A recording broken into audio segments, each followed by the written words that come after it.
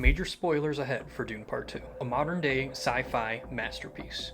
At the end of Dune Part 1, Paul starts embracing the choice, leaving behind his noble and political role as the future of House of Atreides, living with the Fremen. Cool. We see throughout Dune 2 that Paul keeps his father's ring, keeping the seat of Atreides and trying to make a bid for Emperor. Which, by the way, I did not expect that to happen. No. I should probably mention that I have not read the Dune books. None of them. Dune Part 2 starts with Paul, played by Timothée Chalamet, or however the hell you say it, completely embracing this choice of living in the desert, adhering to their laws, and even attacking and killing the spice plantations that he briefly was in charge of.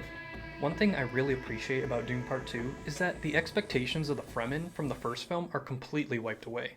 Paul Atreides fully commits himself to the Messiah role, which is supposedly where we're going to go in Part 3, but we actively watch him become a young, noble, soon-to-be warrior to the actual daunting, brutal force that is the House of Atreides.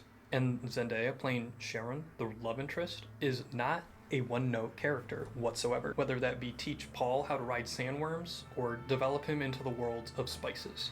This isn't even mentioning the Reverend Mother, very interesting Fremen, a whole community of Harkonnens, which is extremely interesting once expounded upon, different Jesuits and Jesuits-to-be who are attempting to preserve bloodlines. That's a very fascinating aspect of this film. These are just some of the minor plot lines. Frankly, there are some stunning cinematic sequences. The almost silent, floating jetpacks descending down the mountain before these attacks by the Fremen. Denis Villeneuve has honestly unlocked a whole nother level, whether it be moving, altering perspective.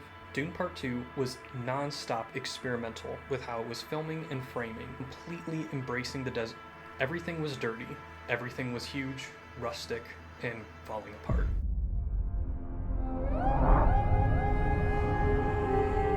This world is beyond cruelty.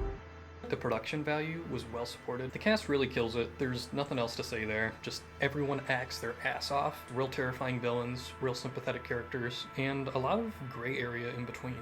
The memorable long sequence on Harkonnen, introducing Austin Butler's terrifying villain, who I am not even going to try to pronounce his name, sets up an epic final battle to come.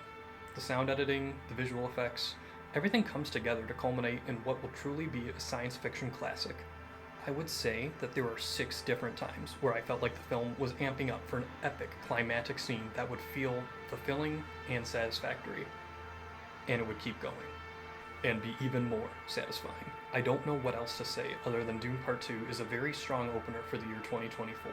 I have not seen any other film from this year, and this one is automatically up there. And also, they're for the worst, but we can forget about that part. The political choices made by Atreides cannot really be forgiven in this film. While I can understand the choices that are made by Paul, I can understand the backlash from them. The ending battle sequences, the deaths that occur, and the final lingering thought of where one character's fate may lie is enough to keep me wanting a Part 3. One of the most memorable films of this time. And if you have a chance to see it in theaters, go, because it will be something you're probably not going to forget. My butt was vibrating. But from the sound. It's from the sound.